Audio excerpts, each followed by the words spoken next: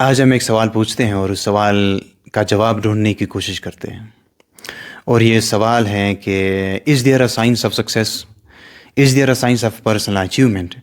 کیا واقعی کوئی ایسی سائنس ہے کہ جس کے اصولوں کو اگر ہم فالو کریں گے تو ہم اپنی لائف میں کوئی ٹارگیٹ یا کوئی گول اچیو کر سکیں گے؟ تو جناب جی ہاں، ایسی ایک سائنس موجود ہے، اور اسی سائنس کو آج ہم اس ویڈیو میں ڈسکس کرنے والے ہیں۔ تو جناب 20ویں صدی کے آغاز میں اینڈریو کارنیگی دنیا کے خصوصاً امریکہ کے امیر ترین اور کامیاب ترین بزنس مین مانے جاتے تھے۔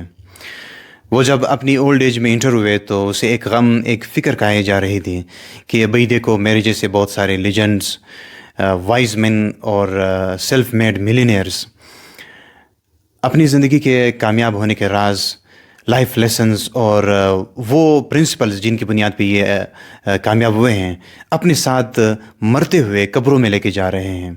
یعنی کہ یہ لوگ جب مر رہے ہوتے ہیں تو یہ اپنا سارا وزڈم اور نالج اپنے ساتھ قبروں میں لے کے جاتے ہیں، اور ان سے دوسروں کو کوئی فائدہ نہیں مل رہا۔ تو اس نے سوچا کہ کوئی ایسا میکینزم ہونا چاہیے کہ جس کی مدد سے ان لوگوں سے یہ سارا ڈیٹا اکٹھا کر کے ایک سائنس ترتیب دی جائے، ایک سائنس آف سکسیس ترتیب دی جائے، کہ پھر اس کے بعد اس سائنس سے فائدہ اٹھا کر لوگ بائی چانس نہیں بلکہ بائی ڈیزائن کامیاب ہو جائیں۔ تو اس کام کو سر انجام دینے کے لیے اینڈریو کارنیگی کو ایک شخص کی تلاش تھی۔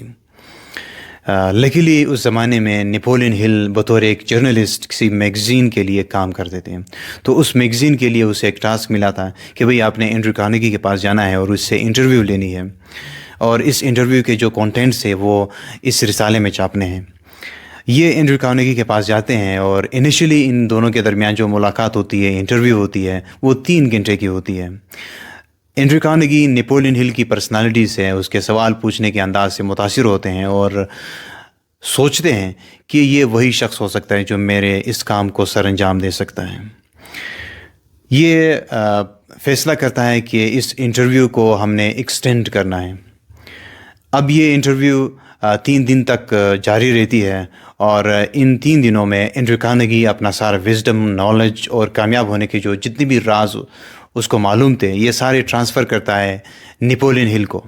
یہ جو اینڈریو کارنیگی کی فلسفی ہے، اس کی فلسفی کو ہم ایک کوٹ میں، یعنی اس کے ایک مشہور کوٹ میں سم اپ کر سکتے ہیں۔ یعنی اس کی پوری فلسفی کا جو ایسنس ہے وہ اس کوٹ میں موجود ہے۔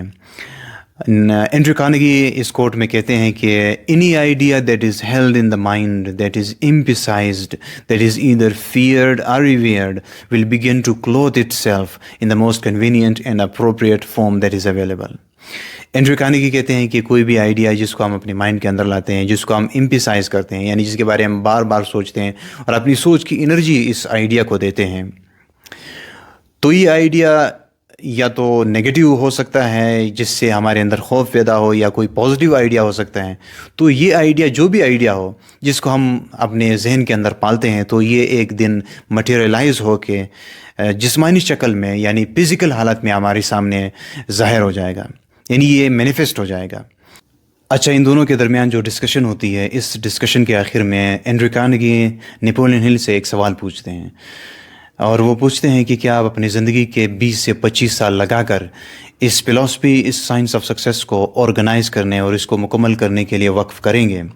اور ان 20 سالوں میں آپ نے دنیا کے جو امیر ترین، کامیاب ترین سیلف میڈ ملینئرز ہیں، ان سے آپ نے ڈیٹا کلیکٹ کرنا ہے، ان کی جو کامیابی کے راز ہیں، جو پرنسپلز ہیں، اور اپنی کامیابی کے اس سفر میں جو انہوں نے لیسنز لرن کیے ہیں، یہ سارا ڈیٹا اکٹھا کر کے ایک مکمل سائنس ترتیب دینی ہے۔ تو اس کے جواب میں نیپولین ہل ہاں کہہ دیتے ہیں اور اس کام کے لیے تیار ہو جاتے ہیں۔ اچھا، کہا جاتا ہے کہ اینڈریو کارنیگی نے اپنی زندگی میں 50 کے قریب ملینئرز بنائے، لیکن جو نیپولین ہل نے، اس نے اپنی اس فلسفی، اس سائنس آف سکسیس سے ملینز ملینئرز بنائے، کیونکہ آج بھی اس فلسفی کو فالو کیا جاتا ہے ورلڈ وائڈ۔ اچھا، اب سوال یہ ہے کہ اس فلسفی کو ہم سائنس کیوں کہہ سکتے ہیں؟ کیا یہ واقعی ایک سائنس ہے؟ دیکھیے، اس کائنات کے اندر ہر چیز ایک لا فل پروسیس کے تحت کام کرتی ہے۔ الیکٹران، پروٹون اور نیوٹران سے لے کر جتنی بھی بڑے بڑے سیارے ہیں، ستارے ہیں، یہ سارے ایک لا فل پروسیس کے تحت کام کرتے ہیں۔ یہ ایسے یونیورسل لاز ہیں جن کے اندر کبھی تبدیلی نہیں آ سکتی، اور یہ پری ڈٹرمنٹ اسٹیٹ کے ساتھ فنکشن کرتے ہیں، یعنی پہلے ہی سے طے شدہ ایک پروگرام کے مطابق کام کرتے ہیں۔ ان میں سے کچھ ایسے یونیورسل لاز ہیں جن کا ہمارے مائنڈ کے ساتھ، یعنی کہ ہماری سوچ، ہمارے ایموشنز اور ہماری بیہیویئر کے ساتھ تعلق ہے۔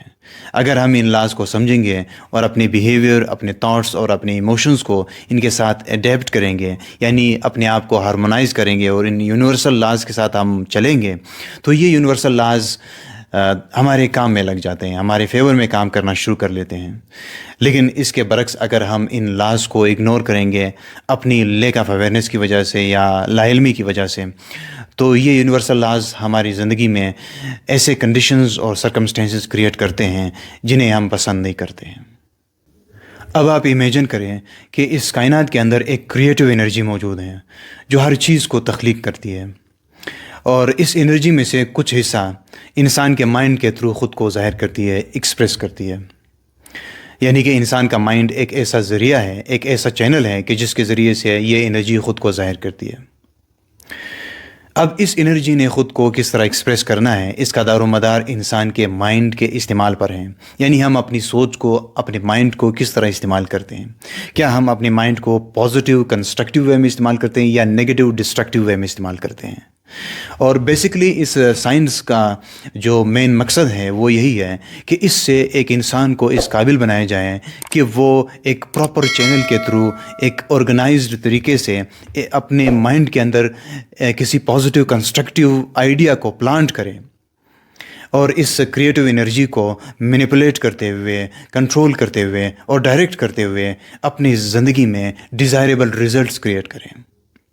اب کسی بھی آئیڈیا کو مٹیریلائز کرنے، مینیفیسٹ کرنے یا اس کو حقیقت کا روپ دینے کے لیے جو پہلا کام ہم نے کرنا ہے وہ ہے پراپرلی اس آئیڈیا کو اپنے سب کانشیس لیول پہ پلانٹ کرنا۔ ہمارے سب کانشیس مائنڈ بہت ہی زیادہ پاورفل مائنڈ ہے۔ اس مائنڈ کے بارے میں کہا گیا ہے کہ یہ یونیورسل مائنڈ ہے، یہ اسپریچول مائنڈ ہے، یعنی یہ اتنا زیادہ پاورفل مائنڈ ہے کہ اس کا لنک پوری کائنات کے ساتھ ہے۔ جب آپ پراپرلی اس مائنڈ کے اندر کسی آئیڈیا کو پلانٹ کرتے ہیں تو یہ پوری کائنات آپ کی مدد میں لگ جاتی ہے آپ کو اس چیز تک پہنچانے میں۔ نیپولین ہل نے اپنی اس سائنس کے اندر کسی آئیڈیا کو سب کانشیس لیول پہ رجسٹر کرنے یا پلانٹ کرنے کے لیے ایک ٹرم، ایک فارمولا استعمال کیا ہے جس کو ہم آٹو سجیشن کہتے ہیں۔ آٹو سجیشن کا مطلب ہے اپنے آپ کے ساتھ پازیٹیو سٹیٹمنٹس دہرانا، اپنے آپ کے ساتھ پازیٹیو جملے دہرانا، یعنی کوئی بھی خاصیت، کوئی بھی کوالٹی جو آپ اپنے اندر پیدا کرنا چاہتے ہیں، اس کوالٹی کے متعلق اپنے آپ کے ساتھ اس طرح جملے کہنا ہے کہ وہ کوالٹی آلریڈی آپ کے اندر موجود ہیں۔ مثال کے طور پر آپ اپنے اندر کانفیڈنس ڈیولپ کرنا چاہتے ہیں تو آپ اپنے بارے میں اس طرح جملہ کہہ سکتے ہیں کہ I have a very high self confidence, I have a very high self confidence. یا آپ اپنے اندر سیلف اسٹیم ڈیولپ کرنا چاہتے ہیں تو آپ اپنے بارے میں کہہ سکتے ہیں کہ I like myself, I love myself, I like myself. تو اس طرح جملے کہنے سے آپ پازیٹیو کنسٹرکٹیو آئیڈیاز اپنے سب کانشیس لیول پہ پلانٹ کر سکتے ہیں۔ اب کسی آئیڈیا کو اپنے سب کانشیس لیول پہ اتارنے کے لیے یہ جو ٹیکنیک آٹو سجیشن ہم استعمال کرتے ہیں، اس کی ایفیکٹونیس اس وقت بڑھ جاتی ہے جب ہم اپنے اسٹیٹمنٹ کے ساتھ اپنے ایموشنز کو مکس کرتے ہیں، یعنی ہم اس طرح محسوس کرنے کی کوشش کرتے ہیں جو ہم اپنے آپ کے ساتھ دہرا رہے ہوتے ہیں۔ جو جملہ ہم اپنے آپ کے ساتھ دہرا رہے ہوتے ہیں اسی طرح کی فیلنگز ہم جب اپنے اندر ڈیولپ کرنے کی کوشش کرتے ہیں تو یہ آئیڈیا زیادہ جلدی اپنے سب کانشیس لیول پہ رجسٹر ہو جاتا ہے۔ ہمارا جو سب کانشیس مائنڈ ہے یہ ایک ایموشنل مائنڈ ہے اور یہ ایموشنز کی لینگویج کو سمجھ سکتا ہے، یعنی یہ اس آئیڈیا کو زیادہ جلدی اپنے اندر رجسٹر کرتا ہے جس آئیڈیا کو ہم ایموشنلائز کرتے ہیں۔ نیپولین ہل نے 20 سے 25 سال لگا کر یہ سائنس مکمل کر لی اور ایک مشہور کتاب تھنک اینڈ گرو رچ کے نام سے لکھی۔ اس نے اپنی اس سائنس میں 17 پرنسپلز شامل کیے اور یہ بتایا کہ ان 17 پرنسپلز کو فالو کرنا نہایت ضروری ہے اگر کوئی بہت بڑا مقصد حاصل کرنا چاہتا ہے۔ اب اس سائنس سے ہم کس طرح فائدہ اٹھا سکتے ہیں؟ کیا اس سائنس یا اس کتاب کو 4-5 مرتبہ پڑھنا کافی ہے؟ نہیں، بلکہ اس کتاب کو یا اس سائنس کو بار بار پڑھنا ضروری ہے، اس کو ریپیٹیشن کے ساتھ پڑھنا ضروری ہے، because it's all about changing our mind set, changing our consciousness. کیونکہ جب ہم اپنا مائنڈ سیٹ چینج کر لیتے ہیں تو ہمارا بیہیویئر چینج ہو جاتا ہے. جب ہمارا بیہیویئر چینج ہو جاتا ہے تو ہمارے ریزلٹس چینج ہونے لگتے ہیں. تو ریپیٹیشن اس لیے ضروری ہے کہ اس سے ہماری کانشیسنس چینج ہو جاتی ہے. اور کانشیسنس کا مطلب ہے کہ ایک لمحے میں، ایک دورانیے میں یا پورا دن مائنڈ کے اندر چلنے والے خیالات کی کیا کیفیت ہیں، کیا نیچر ہے، اس کو ہم کانشیسنس کہتے ہیں. اور یہ ہماری کانشیسنس ہی ہے کہ جس سے ہمارے ایکسٹرنل ورلڈ میں کنڈیشنز اور سرکمسٹینسز کریٹ ہوتے ہیں.